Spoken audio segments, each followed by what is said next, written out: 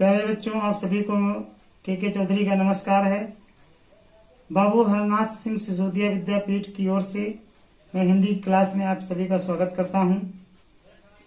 बच्चों, इससे पहले आपने कबीरदास जी का जीवन परिचय पढ़ा है। कबीरदास जी से संबंधित जो पाठ साखी नामक दिया गया है उसकी भी व्याख्या मैंने आप तक पहुंचाई है। आशा है आप लोग अच्छे से उसे पढ़ेंगे, समझेंगे। उसके बाद दूसरा पाठ जो दिया हुआ है मीराबाई, जो इनके पदों का संग्रह पदावली के नाम से आपके पाठ्यक्रम में संग्रहित है। तो बच्चों, पदावली को पढ़ने से पहले मीराबाई के संक्षिप्त जीवन परिचय पर ध्यान दे लिया जाए। 2 नंबर का पूछा जाता है ये।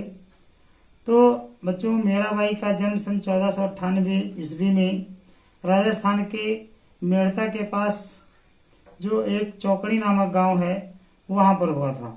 यानी मीराबाई का जन्म राजस्थान के मेड़ता के पास चौकड़ी नामक गांव में हुआ था।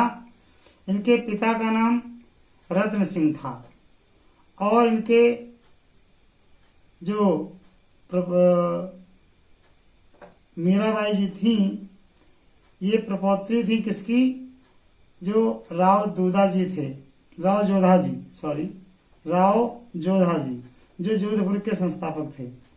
यानी जोधपुर के संस्थापक राव जोधा जी जो थे, उनकी मीराबाई प्रपौत्री थी।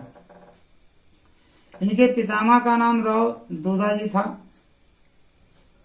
माता का निधन इनके बचपन में ही हो गया था मीराबाई के। तब से मीराबाई अपने दादाजी के पास ही रही। मीराबाई की प्रारंभिक शिक्षा इनके दादाजी जो राव जोधा जी थे उनकी देखरेख में हुई। मीराबाई की जो प्रारंभिक शिक्षा है वो किसके देखभाल में हुई? इनके दादाजी जो राव जोधा जी थे। कृष्ण का आराध्य देव कौन था? मीराबाई का आराध्य देव कौन था? कृष्ण भगवान को अपना देव मानती थी। बचपन से ही कृष्ण से प्रेम करती थी। कृष्ण उपासिका थी। इनका विवाह राणा सांगा के पुत्र भोजराज के साथ हुआ। विवाह के कुछ समय बाद ही भोजराज जी की मृत्यु हो गई। उसके बाद इन्होंने कोई दूसरा विवाह नहीं किया। कृष्ण को इन्होंने अपना पति मान लिया।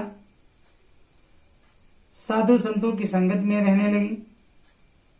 संगत में रह करके भाव विह्वल होकर के भगवान कृष्ण से संबंधित बातों को सुनती।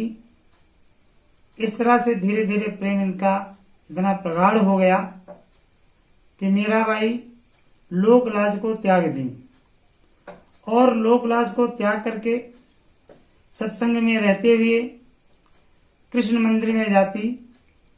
कृष्ण मूर्ति के सामने बड़ी भाव विह्वल होकर, आत्म विभोर होकर के कृष्ण भक्ति में खूब नृत्य करती।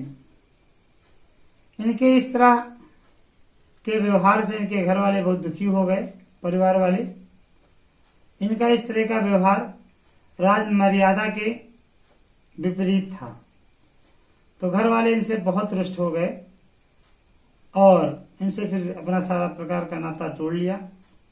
मीराबाई चाहती भी यही थी, क्योंकि वो भगवान कृष्ण की दीवानी थी। भगवान कृष्ण को अपना आराध्य मानती थी, अपना पति मानती थी। उन्हीं के सम्मुख रहना, उन्हीं के सामने मृत्यु को प्राप्त करना ही चाहती थी। इस तरह से मीराबाई की मृत्यु जो हुई थी वो द्वारका में हुई थी और 1546 ईस्वी में हुई थी। बच्चों, कब हुई थी? मीराबाई की मृत्यु 1546 ईस्वी में द्वारिका में हुई थी। इन्होंने जो कविताएं रची हैं वो स्वभाव उत्पन्न से हैं। इन्होंने जो लिखा रचा तो ये काव्य के लक्षणों को ध्यान में रखकर नहीं लिखा। आत्मविभोर के जो भी गाया वही काव्य बन गया। कृष्ण भक्ति में लीन होकर के इन्होंने जो भी गाया वो कविता बनता चला गया। बच्चों, ये ब्रज भाषा में कविता करती थी, ब्रज भाषा में गाया करती थी। इनकी रचनाएं जो प्राप्त होती हैं बच्चों, उसमें पहली है नरसिंह जी का मायरा, दूसरी है राग गोविंद, फिर है गीत गोविंद की टीका,